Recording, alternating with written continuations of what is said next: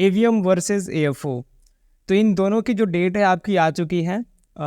1 अगस्त को आपका agriculture field officer की जो एप्लीकेशन वो स्टार्ट हो गए हैं और आज है 2 अगस्त। तो आज से आपके कैट के जो एप्लीकेशन फॉर्म है वो रजिस्ट्रेशन शुरू होने वाली है।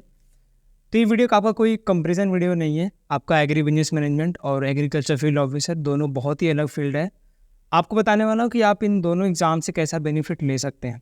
ईएफओ की जो पोस्ट है यहाँ पे आपकी प्योरली गवर्नमेंट है और डायरेक्ट आपको यहाँ पे जॉब्स मिलने वाली है।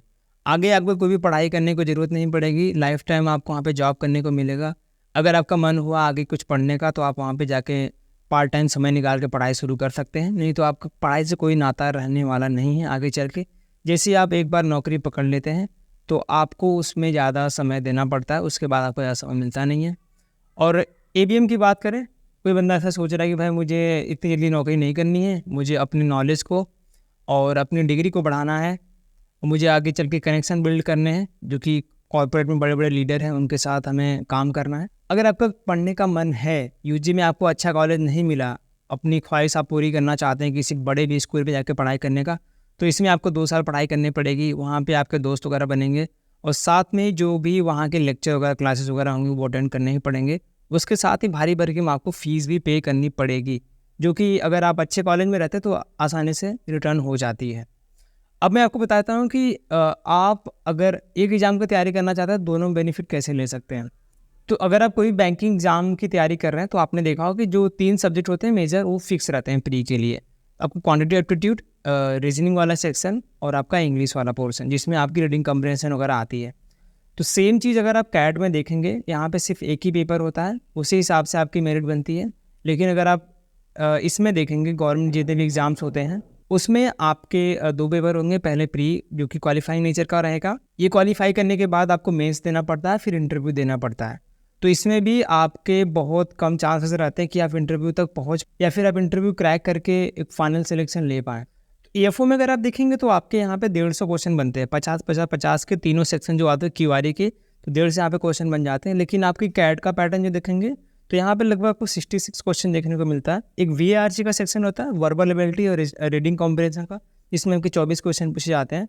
सेकंड जो सेक्शन है आपका डीएलआर का, डाटा इंटरप्रिटेशन और लॉजिकल रीजनिंग का, इसमें आपके 20 क्वेश्चन आते हैं। और क्यू आती है आपकी क्वांटिटी एप्टीट्यूड, जिसमें आपके 22 क्वेश्चन रहते हैं।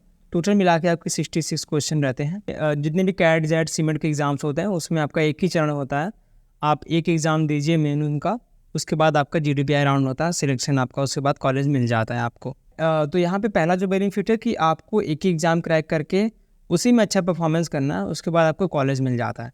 लेकिन अगर आप गवर्नमेंट एग्ज़ाम के लिए जा रहे हैं या फिर इस एग्ज़ाम के लिए जा रहे हैं तो आपको 3 चरण आप पास करने पड़ेंगे, उसके बाद जाके आपके फाइनल सिलेक्शन मिलती है। उसके बाद मैं आपको बताता हूँ कि इन दोनों फील्ड में आपकी ग्रोथ क्या रहने वाली है और कौन से लेवल तक आप जाने वाले हैं। तो हमने जो गवर्नमेंट के एम्प्लॉई हैं ईएफओ वगैरह क्रैक कर चुके हैं उनके भी इंटरव्यू लेकर रखे हैं, उनके भी एक्सपीरियंस हमारे पास है। उसके साथ जो बड़े बड़े प्राइवेट इंडस्ट्री में हैं जो काफ़ी बड़े एमएनसी में काम कर रहे हैं उनके भी एक्सपीरियंस हमने इंटरव्यू में डाले हैं। तो जितने भी ईएफओ से हमने बात किए हैं तो सबका एक्सपीरियंस यही रहा है कि एक बार अगर आप गवर्नमेंट इंस्टीट्यूट में घुस जाते हैं, किसी भी गवर्नमेंट एम्प्लॉय बन जाते हैं, तो वहाँ पे आपका जो ग्रोथ रहता है वो बिल्कुल ठप हो जाता है। आपकी क्रिएटिव माइंड जो रहती है वो बिल्कुल ख़त्म हो जाती है। एक मोनोटोनस लाइफ बन जाती है कि आपको डेली वही काम करने रहेंगे। और यहाँ पे ऐसा भी रहता है कि आप एक बार ज्वाइन कर लिए तो आपका ऐसा नहीं कि प्रमोशन होता रहेगा, आपको वहाँ पे परफॉर्मेंस भी करने पड़ेंगे, तब जाके आपकी सैलरी बढ़ती है, तब जाके प्रमोशन मिलता है। और यहाँ भी आपके पॉलिटिक्स रहते हैं, प्राइवेट में भी आपके पॉलिटिक्स रहते हैं। तो सब यहाँ पे सबसे बड़ा जो एडवांटेज रहता है गवर्नमेंट सर्विस का, कितनी बड़ी मंदी आ जाए देश में आपको सैलरी मिलने वाली है, उसमें आपको कोई कटौती नहीं होगी।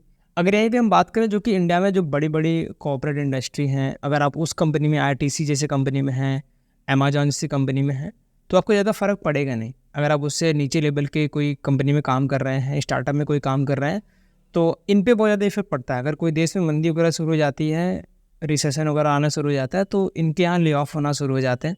तो एक सबसे बड़ा ड्रॉबैक है कि आपकी जॉब की सिक्योरिटी 100% नहीं होती इनके सब प्राइवेट इंडस्ट्री में। लेकिन यहाँ पे अगर हम ग्रोथ की बात करें तो आप अपने स्किल के बेस पे, आपके अपने वर्क के बेस पे काफ़ी अच्छी ग्रोथ ले सकते हैं और काफ़ी अच्छी पोजीशन पे भी जा सकते हैं। यहाँ पे टाइम का बाउंडेशन नहीं रहता है। अगर आप जैसे ईएफओ जैसे एग्ज़ाम में देखेंगे तो यहाँ पे लिमिटेड टाइम रहता है कि भाई इतने साल आप सर्व करेंगे, उसके बाद उस लेवल पे आप पहुंचते हैं। लेकिन अगर प्राइवेट इंडस्ट्री में हैं तो यहाँ पे आपको थोड़े से एफर्ट मारने पड़ते हैं, आप 1-2 साल में अच्छी पोजीशन पे पहुंच जाते हैं और आपका पैकेज भी काफ़ी हाई हो जाता है।